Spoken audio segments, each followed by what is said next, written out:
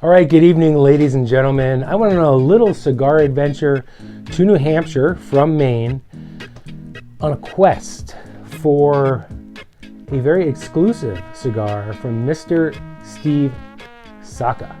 All right, guys, I drove down to New Hampshire from Maine because New Hampshire is the only place you can get the new Steve Saka's Fiddlehead cigar.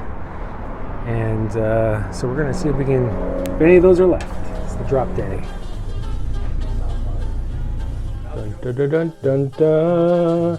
Taking my son's advice, who said, "Dad, you should just get a box if you're driving all the way down there. And if it's, special edition or limited, take advantage of that." So I was planning on getting 3. One to smoke, one to rest, one to gift. But I got a box. These are a box of 10. Here's what we know. It is called the Fiddlehead.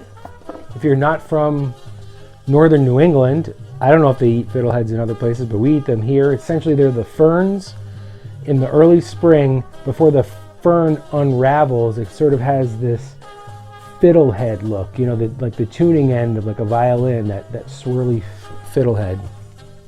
And this is the Old Man in the Mountain, which has actually fallen apart, but that's sort of a New Hampshire icon. And it says, extremely limited production, 10 6x48 Parejos from Dunbarton Tobacco and Trust.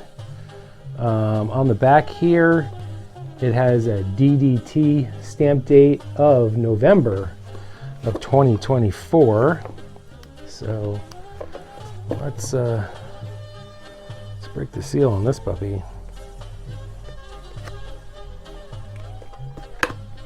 Now, full disclosure. Oh, very nice. I did already try one of these. My understanding it's limited to 700 boxes of 10. So my math is correct. That's like 7,000 cigars. I'm just going to pull one right from the middle. Use the little ribbon here. So in my mind, I already have some impressions of this cigar. On a side note, I'm going to say that it's cold outside. I'm in Maine. It's March. This dropped today, which is March, I think, 8th. And I'm not really willing to do cigar reviews when outside, although I'm in the cigar shed that does have a crappy heater, which I could tell a story about how this heater stinks. Had a great heater, lasted forever, was quiet. This one from Walmart has like 3 settings and a knob of like the intensity or heat. It's garbage. It basically works on high all the way up or off. Otherwise, it just blows cold air. That was a tangent. I won't really do a cigar review if it's less than 25 degrees outside. It's like 31, 32 right now, so I think we're good to go. Sort of like a pigtail here on the cap. This is what the foot looks like. It has a really nice, sort of like medium brown look to it. Very simple fiddlehead band on there. So you probably bite off that pigtail. I'm gonna cut slightly more than the pigtail itself off. There's the cut.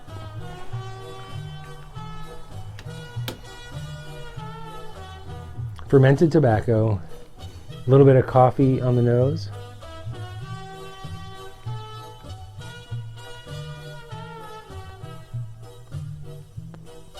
The draw is good, it's woodsy. I already have some flavor notes in my mind from when I tried it earlier today, so I'm not going to say too much. Got earthy, woodsy, a little bit of cedar. Let's light this up. Sorry, I had to take an important call there for a second. Okay. The one I had before, it was a little bit rougher on the foot. This looks like really good and smooth on the foot. My understanding is this is an Ecuador Sumatra Wrapper. I got to add a control later. I've upgraded to like more quality fuel, which I kind of love. but it gets crazy on me sometimes because I'm using a cheap lighter. Ecuadorian Sumatra Wrapper, Nicaraguan filler. I don't know what the binder is, and I don't know if there's more than Nicaragua in here. So we don't need that information, but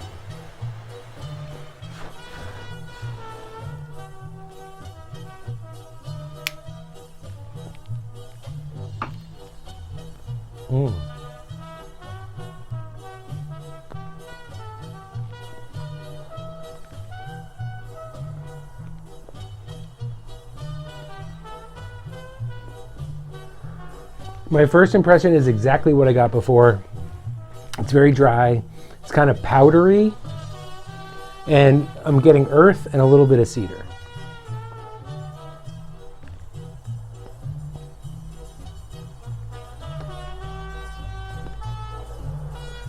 Fine, I'm going to say things that I already have in my mind. I get a little bit of coffee here. But as I smoke this further, I was really thinking of espresso. I don't have espresso. I do have from Coffee Hound Coffee Company here in Maine, this Italian roast, which is a blend of Sumatra and Colombia. So it's very dark. It's espresso-like. So we have that while supplies last. This is super hot. I just made it, so we're gonna let that rest for a minute. Can't wait to try that together because I'm confident it's gonna be outstanding.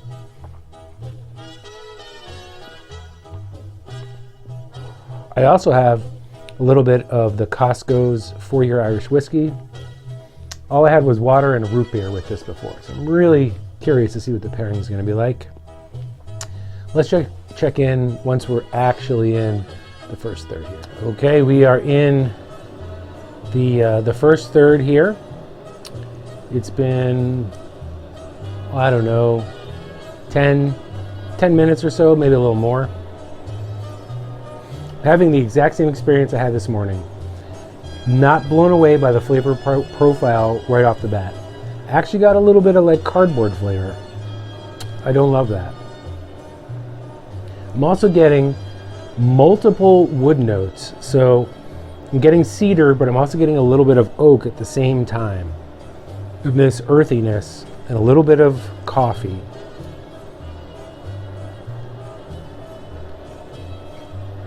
Also like the one I had early this afternoon.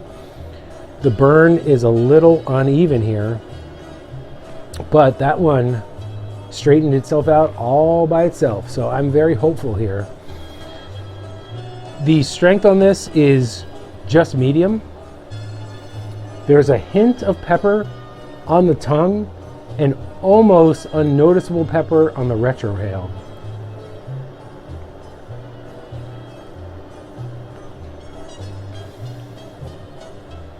Okay, like 10 out of 100 pepper on the retrohale. Very, very subtle. But it tastes very smooth. It tastes like there's some decently aged tobacco in this. I know in the box it's maybe aged for 4 or 5 months. But the tobacco seems pretty well aged and there's a really smoothness to it.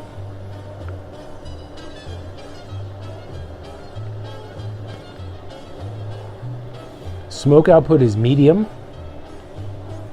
All right, here's the thing I really wanted to try. Hopefully it's not too hot.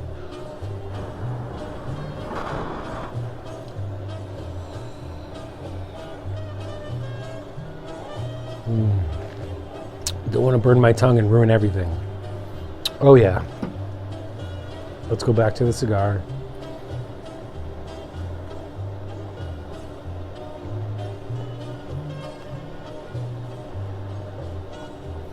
Said it a million times before, coffee and cigars, that's the best pair. Sure, whiskey's great.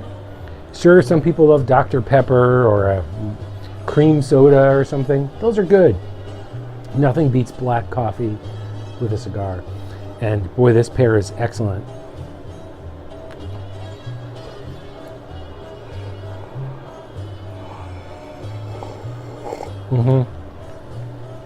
And just as I knew, if you don't know, I do coffee reviews as well. So I'm a coffee lover. I knew espresso is the way to go with this. So we'll spend some time with this. Like I said, in my mind, I already have some impressions.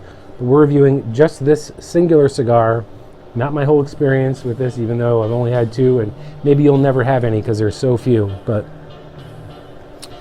we'll spend some time with this, and you got to stick around to the end. I'm going to give it a score. Here we are, moving into the second third. The burn line has straightened itself out. Very nice.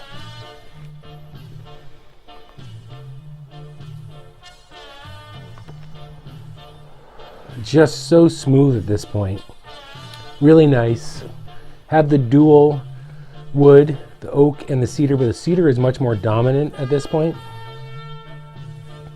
There's the dark coffee. Definitely some woodsy earthiness to this. You know, this cigar reminds me of a couple other cigars. You know, so one thing is like it doesn't taste like Fiddleheads. Thanks be to God on that. Which kind of tastes like a wild asparagus or something. You don't want a cigar that tastes like that. But it reminds me of some other cigars. Comes to mind the Oliva Serie V Milano. A little bit of even the Perdomo Habano barrel aged because of the smoothness of this. And even a little bit of the Rocky Patel Decade, which has, to me, I don't see other people saying this, but it has like a mossy sort of note. There's a little hint of that in here. Speaking of hints, there's a hint of cinnamon and a hint of, if you don't know brown bread, it's kind of like a New England molasses bread. So there's a hint of sweetness, a little bit of molasses, and kind of like a bready note. So I'm going to say brown bread.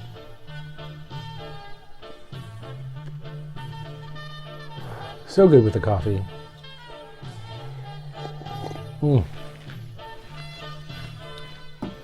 Just nails it.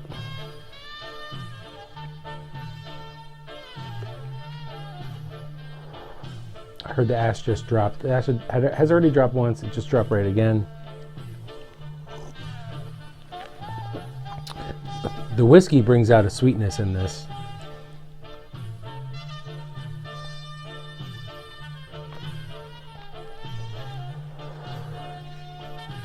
Very delicious and smooth at this point. Very enjoyable. I love the size. I know Steve Saka might not like this, but I'm kind of like a Lonsdale guy. I really like the size of a Lonsdale.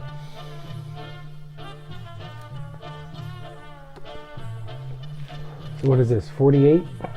48 ring gauge? Yeah, so that's really nice. Good size. I forgot to mention that this, it says the Cigar Association of New Hampshire. So I'm wondering if some of the profits from this might go to that, which is very cool. All right, let's see what the final third has in store for us. And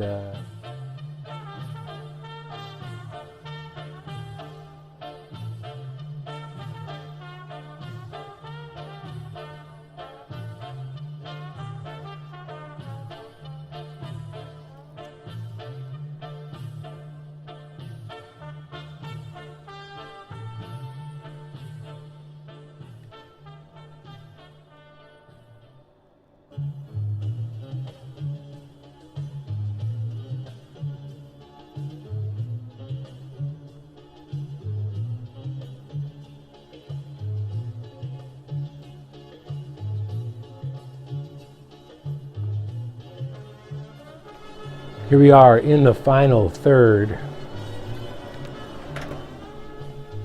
and burns very good. Smoke output is good. We're at medium plus. I'm kind of being bombarded with flavors, but also it's also just one flavor.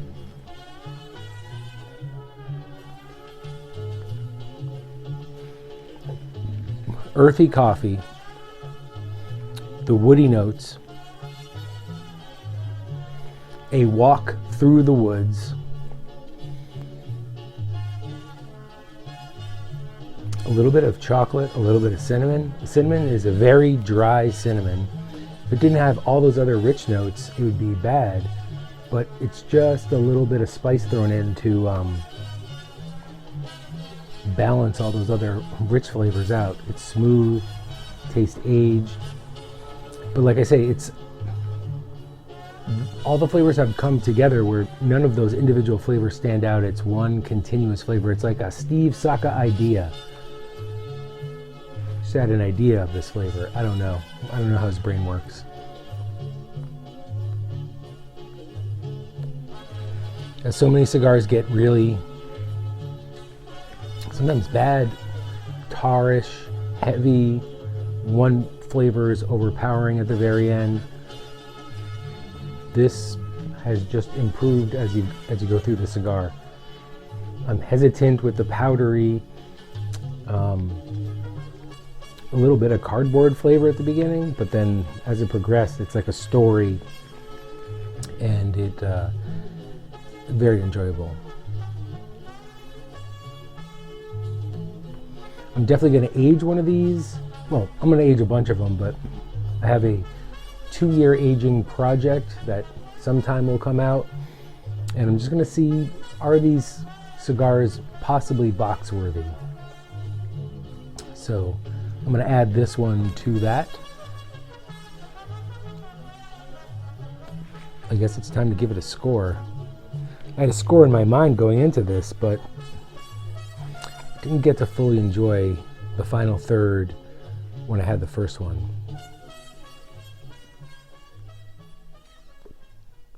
We're gonna give this 9.3. Very, very good.